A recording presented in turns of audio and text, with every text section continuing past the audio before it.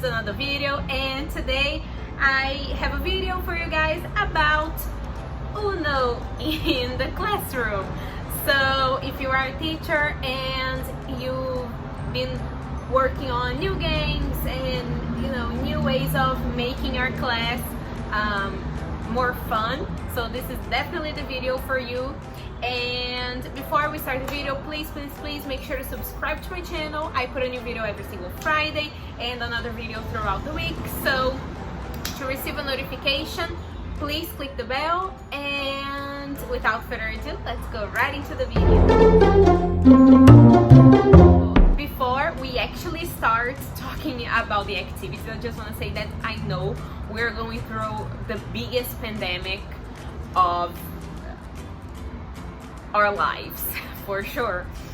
So there is a website online, and I'll put a link in the description below, where you can play Uno online with your students. So you can do all of these activities online.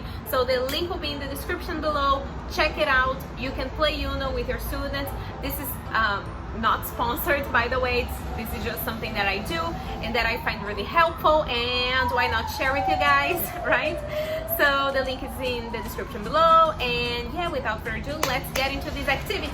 So here I have my deck of Uno cards, and as you can see, they're all different colors and different numbers. There are some special cards right here in the mix. So I'm going to be teaching you guys some games that you can play. They are super easy, and once I tell you guys, you're gonna be like, oh my god, that's so simple. And you can do that with many different age groups and subjects. So that's why I decided to bring this video, to make this video for you guys. So the first activity I thought it would be great to share with you is actually very similar to the Uno game. So if you haven't played Uno, this is how you play Uno.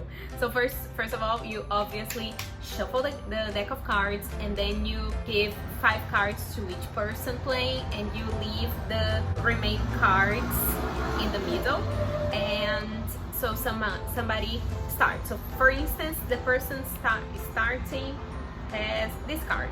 The number is 1, the color is red. So this person puts the card here, and the next person has to put on top of this card a red card.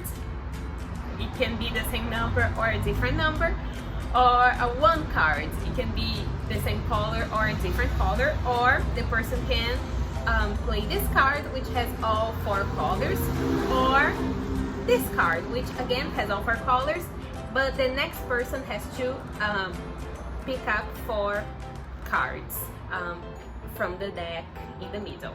So the first person to end up with no cards is the winner. And once you have 1 card, you have to say Uno. That's the point of the name of the game, Uno.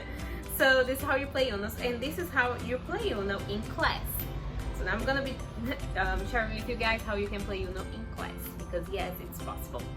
So first, I do the same. I shuffle the cards, and I give each student 5 cards. So the first person starts. I usually throw a dice to decide who is going to start.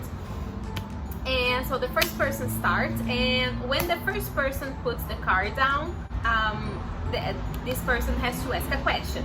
The student who answers the question first has the chance to throw another card to play. So the first card was a red card, and it was a 0, and so the student who answers the question first gets to throw another card, and this is a 6, and it's a red card, so because it's red, it's possible to play this card. Yeah, so this is how I usually play. And again, the person who the first person to have no cards wins the game. And obviously the questions have to be about whatever we're studying during that period. So this is how I usually play Uno with my students. I'm not sure if my explanation was clear, so if you have any questions about that, please leave in the comments below. But that game works amazing, it's awesome, and once you play it, your students will always ask for it. Let me tell you, there has never been a group where my students haven't asked for it afterwards. So this is definitely something to keep in mind. My next activity is, I spent a lot of time talking about the first activity. So my next activity is actually a running dictation game. So this one I usually do with my very young students, my like really little toddlers. I love playing running dictation with them. I usually put a lot of pictures on the patio, and they have to, and I make a line in class, and I say, okay, now you go and get me a flower, and they have to find a picture of a flower. Go and get me an alligator. They have to find the picture of the alligator in the patio, pick it up and bring it back to me. So I usually play this with Uno cards when they're learning colors and numbers. So that's why I told you guys it has to be with very young students. Because I put the cards outside, they have to go there and they say, okay, pick up number 3, and they have to go there and pick up number 3 and bring it back to me. Or pick up yellow cards, and they have to go there, pick up a yellow card and bring it back. If you want to spice things up a little bit, you can tell them, pick up a red 1. So they have to go there and pick up a red 1 and bring it back. So that's more specific. If you want to spice things up a little bit, you can definitely do that with your students.